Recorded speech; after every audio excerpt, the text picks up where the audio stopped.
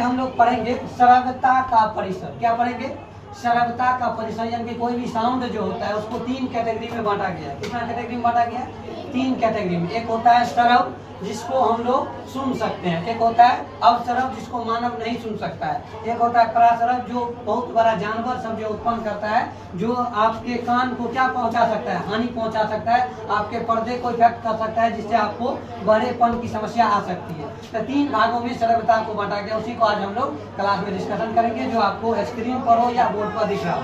तो पहला हम लोग पढ़ेंगे जो है श्रव्य तरंग। क्या है? श्रव्य तरंग। श्रव्य तरंग का यदि हम डिफिनेशन पढ़ेंगे तो देखो उसमें वैसी तरंग जिनकी आवृत्ति, इसको जो है ना फ्रीक्वेंसी पर डिपेंड करता है कि आवृत्ति क्या होती है।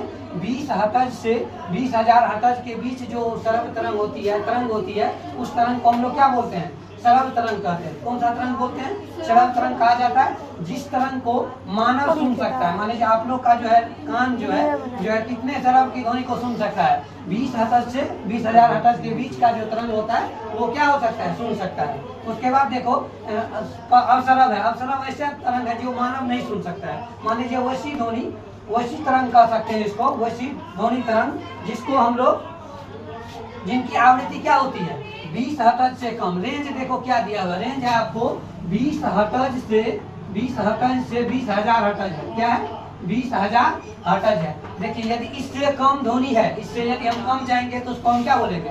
अवसरव, जिसको मनुष्य नहीं सुन पाएगा। इन दोनों के बीच में जो ध्वनि रहेगा उस ध्वनि को मनुष्य सुन सकता है। इसके बाद जो है ध्वनि सुनेगा, लेकिन उसके कान को क्या कर देगा? इफेक्ट कर देगा इससे ज्यादा को।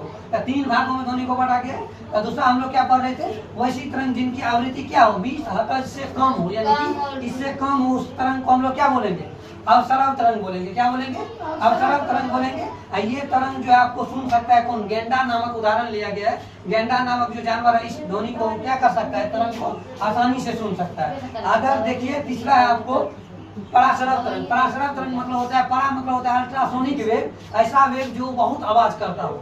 बहुत आवाज करेगा तो उसका हर्ट्ज क्या हो जाएगा? 20 हर्ट्ज, 20,000 हर्ट्ज से ज्यादा, या इसको हम लोग क्या लिख सकते हैं? 20 किलो हर्ट्ज भी लिख सकते हैं। किलो मतलब होता है 1000, याद रखिएगा। किलो मतलब क्या होता है? 1000, यानी कि 20 किलो हर्ट्ज से ज्यादा आवृत्ति जिस ध्वनि की होगी उस ध्वनि को हम लोग क्या बोलेंगे? पराश्रव ध्वनि करेंगे। क्या बोलेंगे?